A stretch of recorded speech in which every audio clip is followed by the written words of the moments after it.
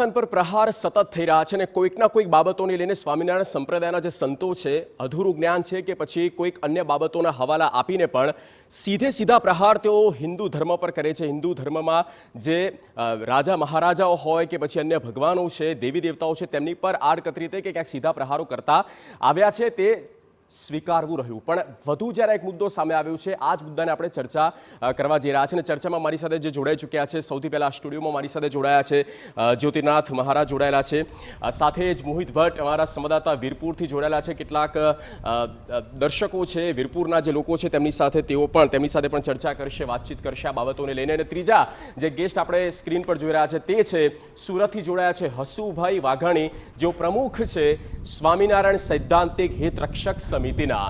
આપ ત્રણેયનું સ્વાગત છે। શરૂઆત સ્ટુડિયોથી કરીએ જ્યોતિનાથ મહારાજ, સૌથી પહેલાં આપનાથી કરીએ। જ્યારે પણ સનાતન ધર્મની તમે વાત કરતા આવ્યા છો વર્ષોથી, પેનલિસ્ટ તરીકે ચર્ચામાં સ્ટુડિયોમાં આપણે ઘણી ચર્ચાઓ પણ કરી છે। નીલકંઠનો મુદ્દો હોય કે પછી ભગવાન હનુમાનજી મહારાજનો મુદ્દો હોય કે હવે તેવામાં એક ત્રીજો આ મુદ્દો આવ્યો છે। સૌથી પહેલું આપણું રિએક્શન આ શું થઈ રહ્યું છે આપણા દેશમાં? એ પણ બેઝિકલી આજથી નહીં, 1890થી એક પ્રક્રિયા ચાલે છે અને 1890થી એક સરખો પ્રક્રિયા ચાલે છે કે ગમે તે રીતે સનાતનની મૂળભૂત વાતોને કેવી રીતે તોડી મરોડીને રોકવી। પછી સનાતનના સંતોને લઈ લેવામાં આવે, આપા ગીગાને મળવા ગયા હતા, કોક દાડો કે જલારામ બાપાને મળવા ગયા હતા, કોક દિવસ કે આને મળવા ગયા હતા, એમને આશીર્વાદ આપ્યો। અરે હમણાં તો નવું આવ્યું, એક પેલા પ્રગટ બ્રહ્મ સ્વરૂપ છે ને એમના અનુયાયી જે હમણાં ઓસ્ટ્રેલિયામાં ફરે છે, જેને પોતાની જાતને બધા પ્રગટ સમજે છે, તે લોકોમાં એવું કે અમે તો શ્વાસ લઉં ત્યારે પૃથ્વી ચાલે છે અને તેના પાછા પેલા મોટિવેશનલ સ્પીકર છે કલાકાર, તે પાસે એવું કે હા અમારા મહંત સ્વામી શ્વાસ લે ને ત્યારે દુનિયા ચાલે। આવી વાહિયાત વાતો તો સેમ્પલ છે, ગોડાઉન છે મારી પાસે, 228થી વધારે પુસ્તક છે કે જેની અંદર આવું બફાટ છે ને તે પુસ્તકો અમે 3 વર્ષથી અભ્યાસ કરીએ છીએ, સતત હું એકલો નહીં, ટોટલ 250 છોકરાઓને સારા પ્રબુદ્ધ નાગરિકો સંતો આની પાછળ સતત મહેનત કરે છે અને મહેનત કર્યા પછી હવે અમે મેદાનમાં આવ્યા છે અને તેની અંદર અમને સનાતન સંત સમિતિના રાષ્ટ્રીય અધ્યક્ષ તરીકે હું કહું કે જગતગુરુ શંકરાચાર્યોની પણ અમે વાત કરેલી છે ને તે લોકો પણ અમારી સાથે તૈયાર છે, કારણ કે મૂળભૂત વાતોને તોડી મરોડીને બાળ વાર્તાઓની જેમ મૂકી દઈ અને નવી વાતો રોજ ઉપજે। ભાગવત કથા કરવું છે, હમણાં એક ભાગવતનો હિસ્સો સાંભળ્યો, જગદીશ તમે સાંભળો તો તમને આમ થશે કે આવું 15મા અધ્યાયની અંદર ભગવાન કૃષ્ણ થોડા ઢીલા પડ્યા તો સહજાનંદ સ્વામી એમનામાં પ્રવેશ કરી જાય અને ભગવાન કૃષ્ણને તાકાત આવી જાય। હવે શું વાત કરો, આ ઘનશ્યામ પાંડે મર્યા ત્યારે કેન્સરથી મળ્યા તો બહુ તાકાતવાળા હતા તો મટાડી દેવું હતું ને। ઘનશ્યામ પાંડે જન્મ્યા તેની બાજુમાં બાબરી મસ્જિદ હતી, બચાવી હતી ને। ઘનશ્યામ પાંડે જે જગ્યાએ જીવીને કામ કર્યું બોટાદમાં તેની બાજુમાં સોમનાથ હતું, બચાવું ને। ભારત દેશ માટે જ્યારે અંગ્રેજો સામે લડવાની વાત હતી ને ત્યારે તમે બધા તો હાથ મિલાઈને રાજ કરતા હતા। એટલે આ ફાલતુની વાતો કરવાવાળા દેશદ્રોહીઓ છે, ધર્મદ્રોહીઓ છે। બિલકુલ હસુભાઈ, સવાલ હવે એ જ થઈ રહ્યો છે કારણ કે એમણે એ પુસ્તકના પણ નામનો ઉલ્લેખ કર્યો છે। એમણે કીધું કે અમર ઇતિહાસમાં એ બાબત મેન્શન છે, સદગુરુ ગાથા, એમાં પણ એ પુસ્તકમાં કંઈક આવા જ પ્રસંગો લખવામાં આવ્યા છે, ટાંકવામાં આવ્યા છે અને તેને જ આનુષંગિક તેમણે આ વાત રજૂ કરી છે। તો હવે આપણે દોષ દેવો કોને? તથ્ય શું છે, હકીકત શું છે, તમે જણાવો।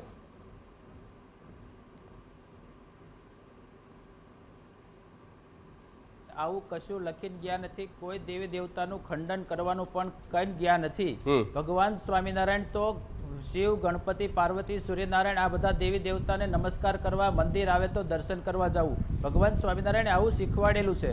પણ આ લોકોના કહેવાતા ગુરુ રાકેશ પ્રસાદ, જેણે હમણાં જ તે બફાટ કરેલું કે દારૂ પીવો, બીડી પીવી, જુગાર રમવો કે જે કાંઈ ગાંજો પીવો એમાં નો પ્રોબ્લેમ, જો એના ગુરુ જ આવું એના સેલકાઓને શીખવાડતા હોય તો એના સેલકા પછી કેવા હોય તમે તો વિચાર કરો। પણ તમારે બધાએ ચેતવાની જરૂર છે, કરવા સિવાય બીજું કંઈ કરતા જ નથી। હસુભાઈ તમારે બધાએ ચેતવાની જરૂર છે।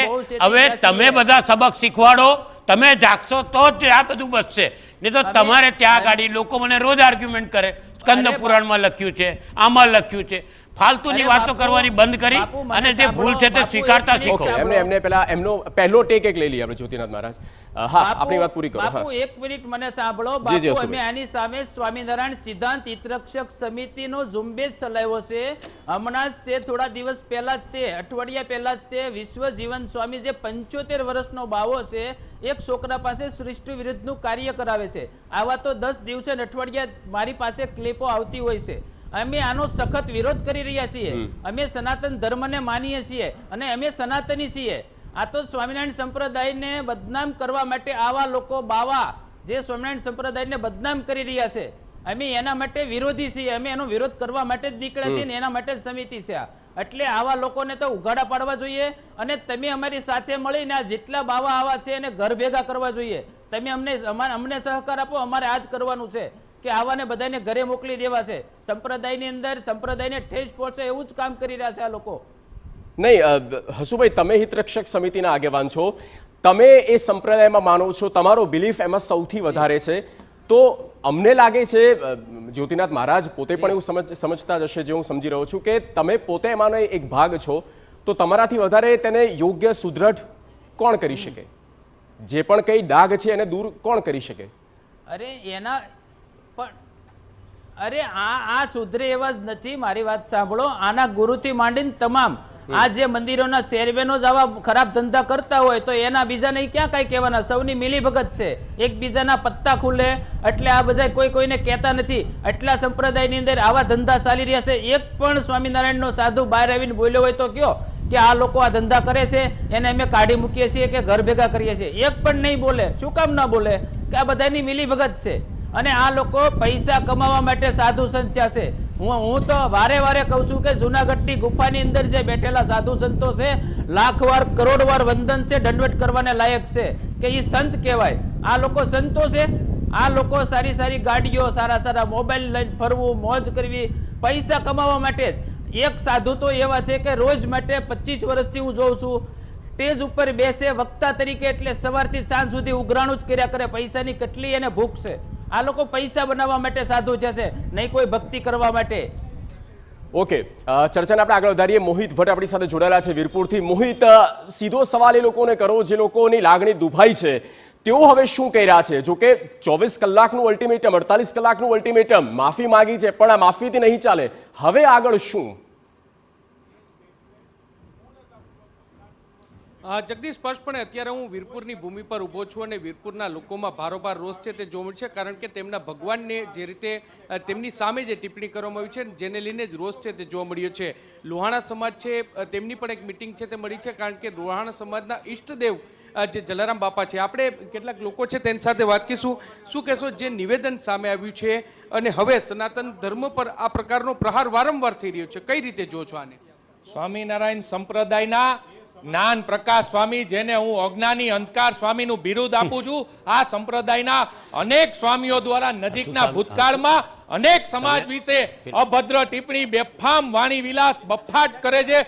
મહાન શક્તિઓના દેનાર દાતા હનુમાનજી મહારાજ વિશે બફાટ કરેલા છે ભૂતકાળમાં. દેવાદિદેવ મહાદેવ જે જગતના પિતા છે એ મહાદેવ વિશે પણ આ લોકોએ વાણી વિલાસ અને બફાટ કર્યા છે. ત્યારે આવા નિમ્ન અને નીચ કક્ષાના જે બફાટ થઈ રહ્યા છે તે આ સીધો સનાતન ઉપર પ્રહાર છે. આ કરોડો સનાતનીઓ ઉપર પ્રહાર છે. પૂજ્ય જલારામ બાપાના ભક્તો ઉપર આ સીધો પ્રહાર છે. આને કોઈ કાળે કોઈ ભક્તજનો અને સનાતનીઓ સાકી નહીં લે અને આના ઘેરા પ્રત્યાઘાતો પડશે. અત્યારે આપણે વીરપુરના પટાંગણમાં જોઈ રહ્યા છીએ કે વીરપુરની બજાર સંપૂર્ણ રીતે આક્રોશભેર બંધ છે. માત્ર વીરપુર જ નહીં, સમગ્ર ગુજરાત નહીં પણ સમગ્ર વિશ્વની અંદર આના ઘેરા પ્રત્યાઘાત પડ્યા છે. કેમ કે આ જ્ઞાન પ્રકાશ સ્વામીએ જે બફાટ કર્યો કે ગુણાતીત સ્વામીજીની પ્રેરણાથી વીરપુરની અંદર સદાવ્રત ચાલી રહ્યું છે, આ સદંતર ખોટી વાત છે. પૂજ્ય જલારામ બાપાના ગુરુ પૂજ્ય ભોજનરામ બાપાની પ્રેરણા અને એમના પૂજ્ય જલારામ બાપાએ આ જીવન પર્યત નિયમ લીધું હતું કે અહીંયા સદાવ્રત અને અન્ન ક્ષેત્ર ચાલશે. ત્યારે આજ દિને પણ સમગ્ર સનાતનીઓ અને હિન્દુ સમાજ 18 સમાજ આ વાત ઉપર, આ ઇતિહાસ ઉપર ગૌરવ અનુભવી રહ્યો છે. ત્યારે આ લોકો જે કુચેષ્ટા કરી રહ્યા છે ત્યારે ગુજરાતની સમજુ અને સાણી પ્રજા કોઈ કાલે આ વાતને સાખી નહીં લે. પાર્થભાઈ કોટેચા જેવો જુનાગઢના લોહાણા સમાજના અગ્રણી પાર્થભાઈ, કઈ રીતે આ ઘટનાને જુઓ છો ને હવે શું થવું જોઈએ આ ઘટનામાં? આ ઘટનાની અંદર ખાસ કરીને હું કહેવા માંગીશ કે વિશ્વમાં એવું એક મંદિર બતાવો ખાલી કે જ્યાં એક રૂપિયો પણ ધરવામાં ન આવતો હોય એવું એક મંદિર જે હશે તો કદાચ વિશ્વની અંદર આ પૃથ્વીનું એવું એક આ જલારામ વીરપુર મંદિર છે. અને વિશ્વવંદનીય સંત જે છે એની ઉપર જે ટિપ્પણી કરવા આવી છે, જે અજ્ઞાન સ્વામી દ્વારા જે ટિપ્પણી કરવામાં આવી છે, હું એવું કહીશ કે એક જ ખાલી લોહાણા સમાજ જે છે એ જલારામ બાપાને માને છે એવું નથી. 18 વર્ષના લોકો જે છે એ જલારામ બાપાને માને છે, પૂજનીય છે. એવું કહેવાય છે કે ખાલી તમે એક માનતા માટે થઈને દીવો માની લ્યો ને બાપાનો તોય તમારી માનતા પૂરી થઈ જતી હોય છે. આ વીરપુરની બજારમાં તમે લોકોનો રોષ જોઈ શકો છો. ખરેખર તો અહીંયા આવી જલારામ બાપાના સામે નતમસ્તક થઈ અને માફી માંગે ત્યારે આ લોકોનો રોષ જે છે એ ઠંડો પડશે. તમે શું કહેશો, શું માંગ છે હવે? માત્ર માફી માગવી એટલાથી પૂરું નહીં થાય. આ એક ષડયંત્રની અંદર વડતાલ ટેમ્પલ બોર્ડ આ વાતથી સહમત છે કે કેમ એનો ખુલાસો પણ વડતાલ ટેમ્પલ બોર્ડે કરવો જોઈએ. અને આચાર્ય મહારાજ કે જે આ ભગવા વસ્ત્રો પહેરાવે છે એણે એવું સાબિત કરવું પડશે, એણે એવી વાત કરવી પડશે કે સ્વામિનારાયણ સંપ્રદાયના વડતાલ ટેમ્પલ બોર્ડ કે આ સંપ્રદાયના કોઈ શાસ્ત્રોમાં અંદર આવી વાતો લખેલી નથી. અને આ અમારા સ્વામી જ્ઞાન પ્રકાશે પોતાની રીતે બફાટ કર્યો છે એવું નિવેદન આચાર્ય મહારાજ શ્રી કે વડતાલ ટેમ્પલ બોર્ડના જે ચેરમેન હોય એણે પણ કરી અને સંપ્રદાય એની સાથે જોડાયેલો છે કે કેમ એની પણ ખાતરી કરવી જરૂરી છે. સ્પષ્ટપણે એટલે જગદીશ તમે જુઓ છો કે તમામ જે લોહાણા સમાજના અગ્રણીઓ છે અને સાથે સાથે વીરપુરના પ્રજાજનો છે તેનામાં એક પ્રકારનો આક્રોશ છે તે જોવા મળશે. કારણ કે વારંવાર સનાતન ધર્મ પર આ પ્રકારનો પ્રહાર છે તે કરવામાં આવ્યો છે, ખોટા ચોપડા છે તે ચિતરેલા હોય તેવો આક્ષેપ છે તે કરવામાં આવ્યો છે અને તેને કારણે જ આ પ્રકારના વિવાદો છે તે ઊભા થાય છે. આ ઘટનામાં સ્વામી છે તે પોતે અહીં જલારામ મંદિર ખાતે આવી અને માફી માગે તેવી માંગ છે તે કરવામાં આવી છે. એટલું જ નહીં પરંતુ વડતાલ ટેમ્પલ બોર્ડ છે તેઓ પણ આ અંગેનો લેખિતમાં ખુલાસો કરે તેવી પણ માંગ છે તે કરવામાં આવી છે. અને આ જ માંગ સાથે રોષપૂર્ણ રીતે અત્યારે જે વીરપુરની બજારો છે તે બંધ જોવા મળી રહી છે. જી બિલકુલ, અને તેમની એ જ માંગ છે. હવે જોવાનું છે આગળ જતા થાય છે શું, કારણ કે માફી માંગવાથી નહીં ચલાવી લેવામાં આવે અને તેમણે અહીંયા આવવું પડશે. આ વીરપુરની ભૂમિ પર આવીને માફી તમામ સમાજની જે પણ બાપા વિશે બોલ્યા છે તેમને લઈને માફી માંગવી પડશે. આ પ્રકારનું પણ કહેવામાં આવી રહ્યું છે. જોવાનું છે કે હવે શું થાય છે, ખાસ તો એ વડતાલ ટેમ્પલ બોર્ડ શું નિર્ણય લે છે. ચર્ચાને આપણે આગળ વધારીશું પણ તે પહેલાં રોકાઈ બ્રેક માટે આપ જોતા રહો TV9.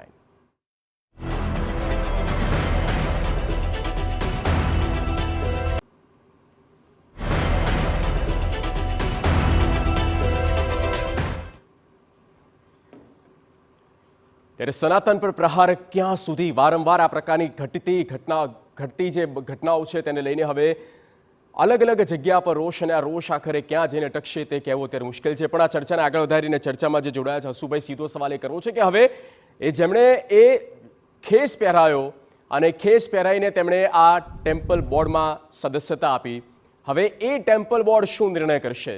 શું એક હિતરક્ષક સમિતિના આગેવાન તરીકે તમે એમને કહેશો કે આ જે બોલ્યા છે તેને લઈને એક સ્ટેટમેન્ટ આપે, કોઈક નિર્ણય લે કે તેમને બરતરફ કરવામાં આવે?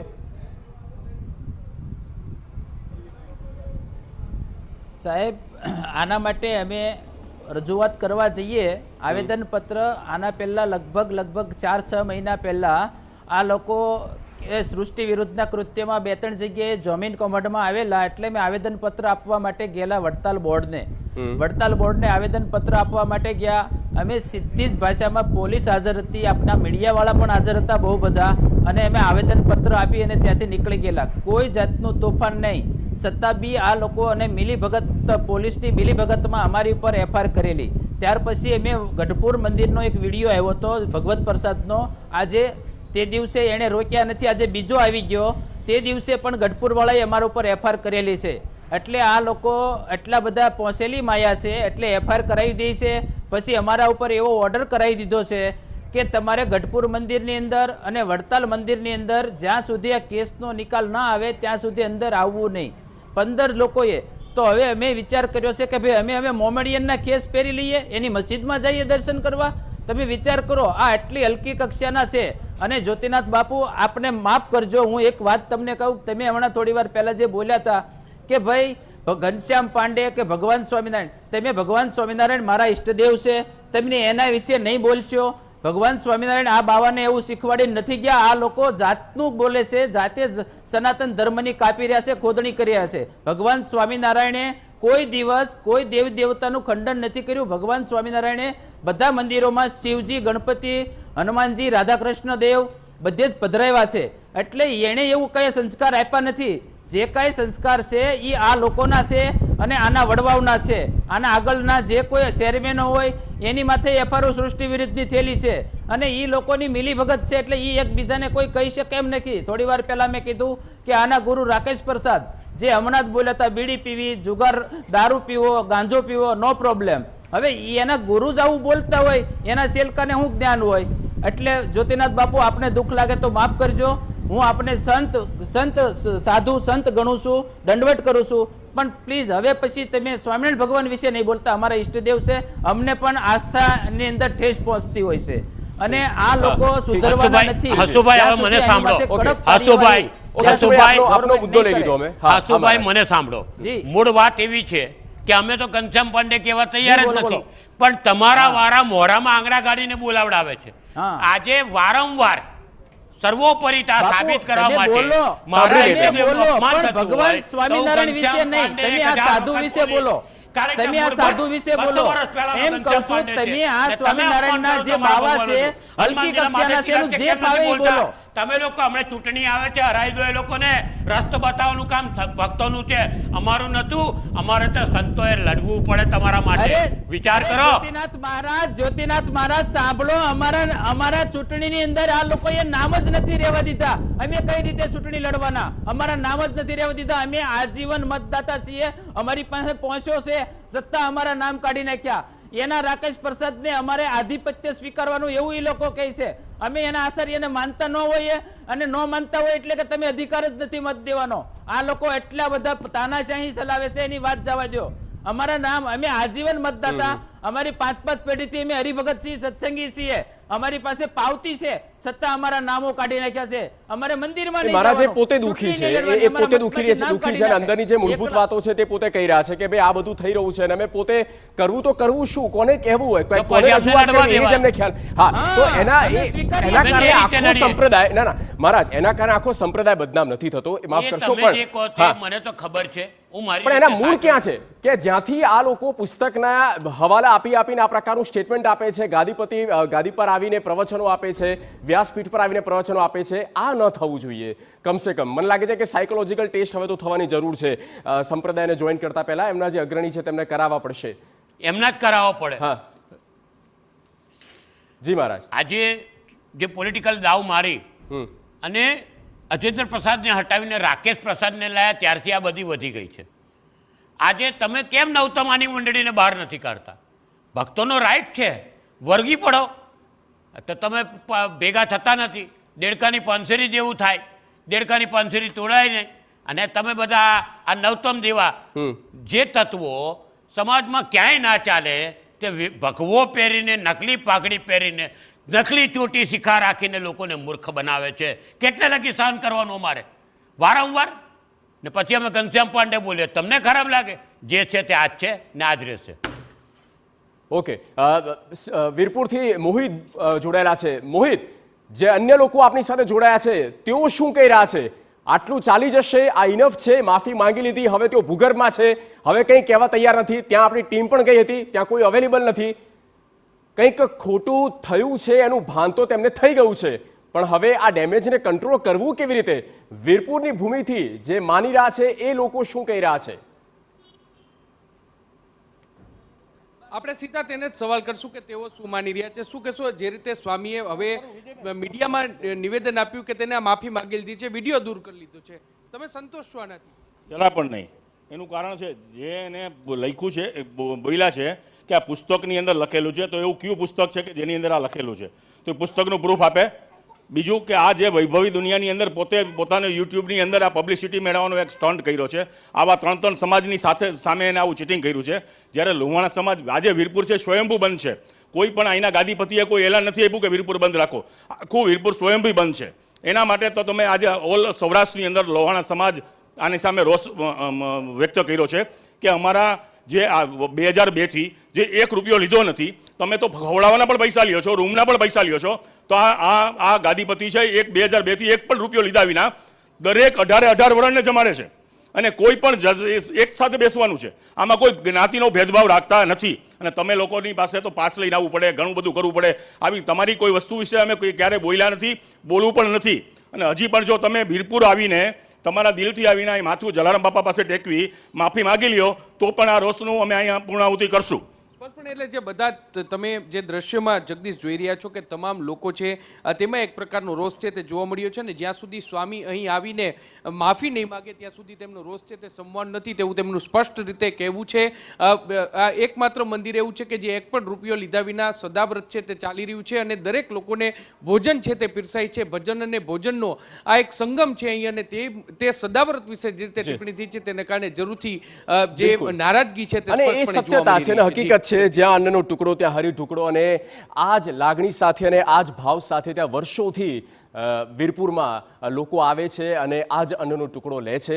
જે થયું છે ક્યાંય ભગવાન કે કોઈ પણ સંપ્રદાય હોય અને સંપ્રદાયના જે અગ્રણી છે કે પછી ભગવાન સ્વામિનારાયણ પોતે જ કેમ ન હોય, ક્યાં બદનામ ન થવા જોઈએ તેની દરેક વ્યક્તિ વિશેષ એ ધ્યાનમાં રાખવાની પણ બાબત છે કે ક્યાંય સનાતન ધર્મ પર આંખ કોઈ ઊંચી ન કરવું જોઈએ કે ક્યાંય એને ડેન્ટ ન લાગવું જોઈએ, ડાઘ ન લાગવું જોઈએ. એ જ માત્ર અપીલ TV9 તરફથી કરવામાં આવે છે. અને જ્યોતિનાથ મહારાજ, આપ, મોહિત અને હસમુખભાઈ આપ આ ચર્ચામાં જોડાયા તે બદલ આપ ત્રણેયનો ખૂબ ખૂબ આભાર. તમારી વિશેષ રજૂઆતમાં બસ આટલું જ. અન્ય સમાચાર માટે આપ જોતા રહો TV9.